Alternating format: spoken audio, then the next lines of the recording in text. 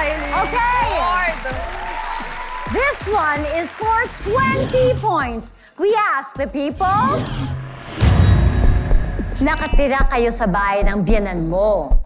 May say ba sila sa buhay niyong mag-asawa? A, oo naman. B, wala, buhay namin to.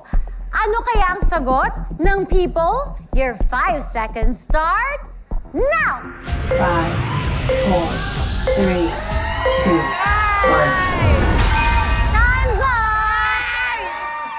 Julie, ano sa tingin mo ang sagot ng people? B, wala. Wala.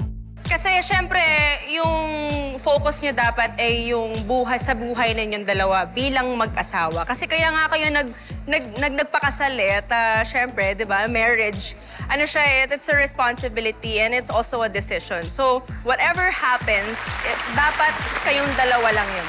Okay. Kylie yan? Well, ako, ate, personally, ang personal na sagot ko is B. Okay. Pero kaya A yung sagot ko kasi parang nakita ko sa audience natin is may mga nanay at may mga mas matatanda. So kaya A, tsaka in a way, bahay niya yun eh. Bahay niya yun eh. So, kung ayaw mong pakialaman kayo, edi humiwalay kayo, diba? Bahay na talaga. Ay! Ay! May nagagalit! Okay, Sean, ano naman ang POV dyan? Madam Tessa, kayo po may asawa na po ba kayo? Wala na. Wala na! Na! Yes! Para sa akin, kung halimbawa naman namimianang kayo, may say talaga sila kasi wala ka sa sarili mong teritoryo.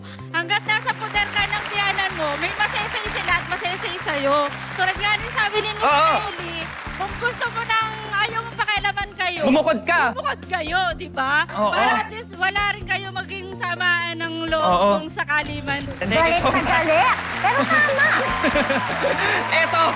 Ewan ko, nakikitira sa biyanan niya to, pero tanungin natin sa Celebrity Tim Yap. Anong POV mo dito, Tim? Alam mo, sa kasal, pagka nagmarcha ang bride papunta sa altar, kaya umiiyak ang magulang kasi ito na yun, bye-bye na to.